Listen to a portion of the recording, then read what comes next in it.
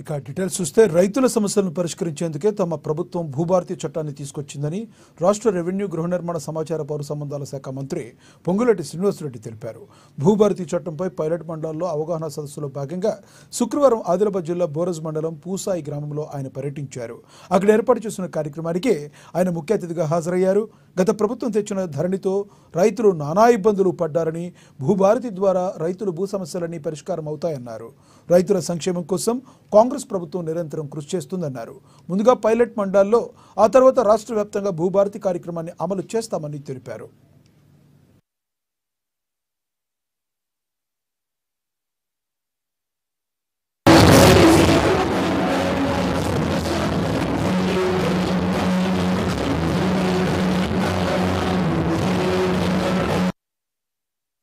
భూ సమస్యలున్న రైతులు రెవెన్యూ కార్యాలయాల్లో దరఖాస్తు చేసుకోవాలని సూచించారు.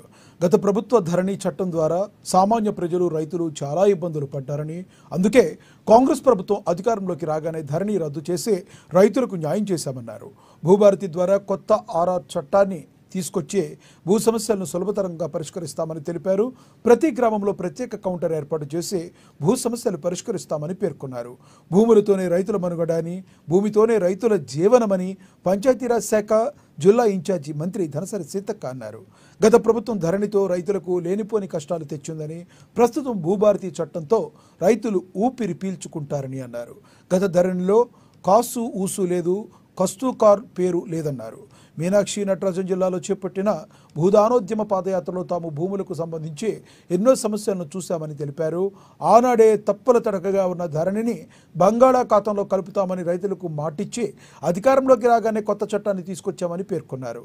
ఈ భూభారతి చట్టం ద్వారా సవరణలు, తొలగింపులు, మార్పులు, చేర్పులు చాలా పారదర్శకతతో జరుగుతాయన్నారు. భూతల్లి తల్లి లాంటిదని, ఎంతో విలువైనదని, రైతులకు భూమి విషయంలో ఎలాంటి సమస్యలు ఉండకుండా ఉండేందుకే ఈ భూభారతి చట్టాన్ని తీసుకొచ్చినట్లుగా పేర్కొన్నారు.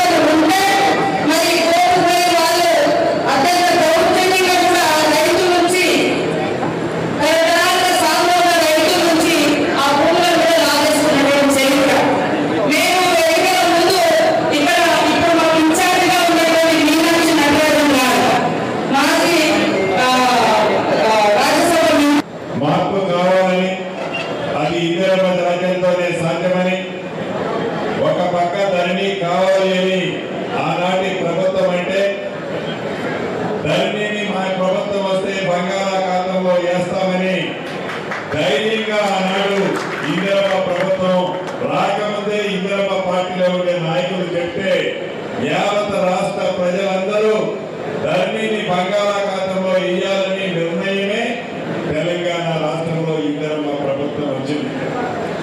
ధరణికి, భూభారతికి, ధరణి వల్ల ఇబ్బందులేంటి, ఆ సమస్యల భూభారతిలో ఏమి మంచి జరుగుతుందో ఇంతకు ముందు చాలా మంది మిత్రులు చెప్పారు.